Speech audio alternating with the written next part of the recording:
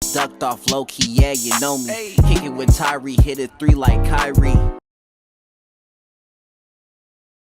I'm Anna Ginsburg. I am an animation director who's from London, and studied in Edinburgh, Scotland, but has been based in London for the last 15 years, directing.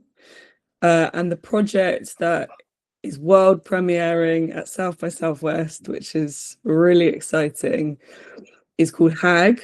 And it's a 17 minutes hand-drawn 2D animation, dark comedy, about femininity and magic. What was the spark for HAG for you? Was there a drawing or an experience you had? What sparked it for you? It's a good question. It basically what triggered the whole idea for the film was coming out of COVID, knowing I was in a relationship that wasn't quite right. After like 2 years grappling with the fear surrounding ending this relationship as a woman in my early 30s and coming out of COVID, like dear friends starting to settle, some of them starting to have children. And I went to a best mate's baby shower the day before I had planned to end things with my partner. And at this baby shower, I proceeded to have like a massive mental breakdown and like completely embarrass myself. Sort of ruined the day for everyone, and then felt like such crushing shame about being left behind, but then also like not being able to compromise, and sort of feeling like, you know, like the mask of femininity or being like a good woman or whatever wasn't really fitting my face properly. And feeling like things were really changing quick. So that event sort of triggered this feeling of like hagdom, like feeling like an old hag, way before I was in any way haggard. It was just like societal. It was, yeah, so it was just a moment. And then my dear friend Miranda, who was also in attendance, was going through a really similar thing. And this funding pot from the UK through National Lottery and the British Film Institute, the BFI, went up online, which was like significant money. And I knew I wanted to. I've been directing like music videos, like animated documentaries, short films for years, but I've never sat down and written a narrative with dialogue, with characters. And the concept of doing that really, really scared me. But then there was this funding pot that came up, and like I really, really wanted to leave my comfort zone. So a mixture of this intense feeling, my friend feeling similarly, and wanting to do something scary meant that we started to write this film together. That's beautiful. So how did the image of snakes for hair first appear for you? Was that like Medusa influence, or was it, or what kind of sparked that for you? Yeah. So yeah, our main character in the film HAG has snakes for hair. And this was like, it was like an ode to Medusa, really, because we were doing a lot of research into like Greek myth, into like the Bible, into like we basically went mad in terms of referencing. And when returning to the story of Medusa, it's really, I would really invite anyone to return to that story because there's a lot to be found, which is Medusa. You often just think of her as like a monster who turns men to stone, but she's actually like a rape victim who is cursed. The way it's told is she's cursed by the man who raped her's jealous partner, jealous girlfriend.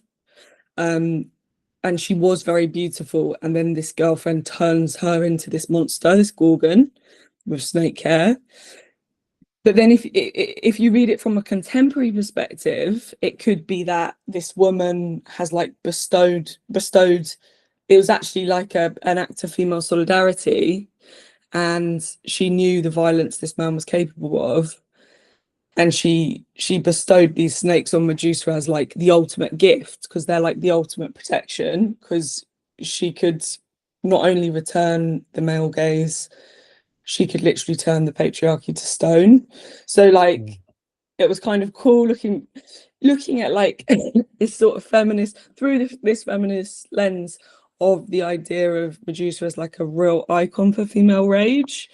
But then also like in the film, I don't want to give too much away, but at the beginning, HAG, our heroine, our main character, makes the leap to leave a relationship. And in doing so, in breaking up with her boyfriend, she transforms, like her hair becomes snakes. She becomes this monster, this HAG.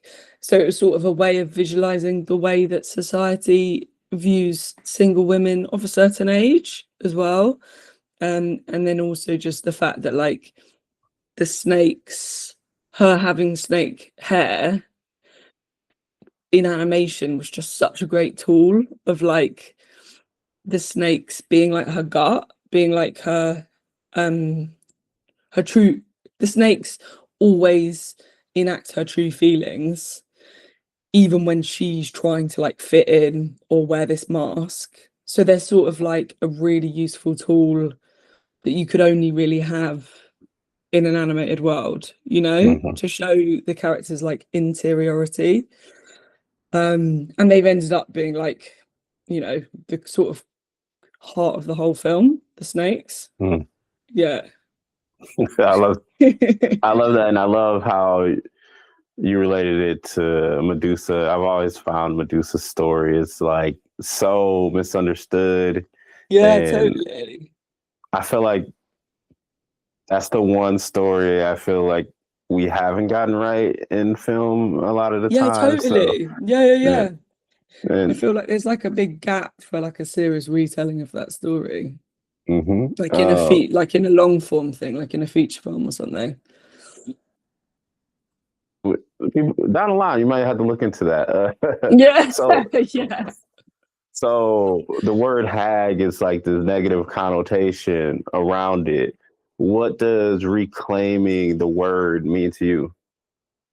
Yeah, that's a great question. I think to me, it like in making interestingly, in the process of making this film, you probably know, Tyree, as an animator yourself, how slow animation is. But like, because this is like the most epic project I've ever undertaken in terms of like, it's 12, sometimes more drawings per second, and it's 17 minutes. It's really traditional. And there was a huge team of us on it. Over 100 people worked on it. It was like the ultimate labor of love. And it's all like I said, it's all 2D hand-drawn animation, and the cleanup process was so labor intensive, that there were so many moments in the process where I was like, this is a self-fulfilling prophecy. Like, I am making a film called HAG, and I'm becoming a HAG in the process, because time is going so quickly because there's so much to do and it's such a slow process. And there were loads of times where we were like, oh, this film's going to be like in memory of my fertility at the end, because it was just so slow. But basically, in the process of like getting to the crux of this story and the heart of what I was trying to say, I really like genuinely embraced the HAG archetype, like the idea now of being an older woman really excites me. And there were like a few times in this process, especially like we did like a massive private premiere in London at a cinema, and I was 5 months pregnant. It's ironic as well that I'm pregnant doing this, like that I'm now pregnant doing this sort of like press tour thing, because the whole film is questioning whether to get pregnant or not as well. And it's like got all these massive questions about life decisions and what road to pick and what's right for you and what's just societal pressures. But basically, yeah, just like at this big event, I was exhausted. I was vomiting on the way there because of the morning sickness, and I was just imagining myself as an old woman, like looking back on the night and like being like, fuck it, like just do it. Do you know what I mean? Just be free. Just like be authentically yourself. Who gives a shit if you vomit even on stage? It's actually quite iconic in a way. It's quite in keeping with in the message of the film. Do you know what I mean? So there was just like loads of moments where during the process, after it had finished in this pregnancy, I've been thinking of myself as this old woman with like really saggy boobs who is just dancing wildly and just doesn't give a shit. Which has just been quite a beautiful. It's no longer something like I'm scared to become. I love that. You said you're Scottish, right? Did I miss No, that? so I'm from London, but I studied animation in Edinburgh. Okay. Yeah. Your humor just reminds me of someone I know. And Oh, really? What, from Scotland? yeah. Oh, So, Scottish people are the best. I take that. My partner's Scottish. I take that as a big compliment. yeah, it's the humor. That's so They really cool. have some sick humor. Sorry, I got kind of lost right there. So, Oh it's been God, a no long worries, morning no already, worries. but so is this transformation punishment, or is it liberation for the character? Yes, that's a really great question as well. I think initially you're made to feel like it's a punishment because it's something that evokes shame in her. So you see her battling with her snakes in various moments where she's where she's not feeling like she can be herself. But I think, without giving too much away, like there's a character arc, like there's a change of heart that goes on where, yeah, I mean, often the thing that you hate most about yourself is actually your biggest superpower. And that really, if everyone was able to be more authentic, just everyone would be way more embodied in their power moving through the world. So I think, yeah, by the end of the film, she feels really very differently about this transformation. From what I kind of heard from you, the biological clock kind of looms over this story. Yeah. And how did you want the audience to feel about like that pressure of like getting older and not having kids? And I'm a man, so I can't understand it in the same way, but Yeah. I'm turning 30 this year or Yeah. next month, Yeah. and I have no kids. So it's like my mom's always like, when are you going to give me a grandchild? When are you going to do this? And I'm like, Yeah. if ever, I don't know. Maybe Yeah. one day. We'll see. But Yeah, like, totally. how did you want the audience to kind of feel about that pressure? Yeah, I mean, I hope that there's a real time sense of time passing in the film, and the feeling that you're losing control of time passing, whether that be through like the tick of clocks, the manic scrolling on a phone. There's this bit which is like the vision quest sort of climax of the whole film, which is all about running out of time. Which again, I don't want to give too much away, but it's to do with, you can feel that time is running out. And it's like, I hope, although yeah, a lot of the film, it's like there's a background element that feels like to do with her biology and her fertility. Also in this moment, which is like this epic sort of surreal vision quest, it's also about loads of other things. It's I hope it's relatable for all people, you know, that feeling of being a certain feeling like, do I need to tick the boxes that society is telling me to tick, that other generations maybe have just like automatically ticked, or is this something that I intrinsically desire? And the idea that if you choose one path, other paths, like you can't have it all, you know what I mean? Like if you choose one path, there's like a sacrifice of other possible futures. So yeah, I hope. Have you seen the whole film, Tyree? I have not seen the whole film. Have I you have not seen not? the film. I have not. Okay. No, there's just one scene where I hope, you know, as a man, you'll find it relatable. I know that there were a few of my like, yeah, my teammates, but also men who attended the premiere who ended up crying their eyes out because yeah, they were like, oh God, you know what I mean? It's not just a female plight. Yeah. Okay. Um, this this film feels like very personal for you, and Yeah. what did you have to confront about yourself while writing it and get through it? Yes, it's a really good question. Basically, during the process of writing and making HAG, I personally went through, because animation's so slow, I went through 2 breakups, obviously one relationship that flourished and then one impregnation.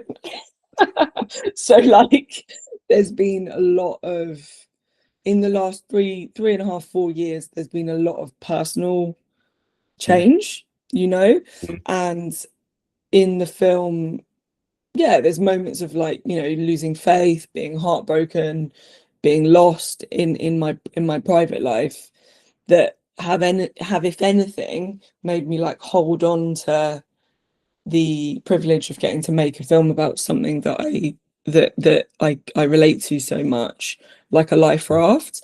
And then that's meant that like it has kept grounding me in like what really matters, and like made me feel better. It's been genuinely like a friend, the film, through like a lot of, yeah, a lot of tricky things. So I think it's been like a sort of, it's been like a guiding force, creative force. It's like the more I think about it, the more it feeds me back, you know? Mm-hmm. Yeah, I definitely understand that. And Yeah.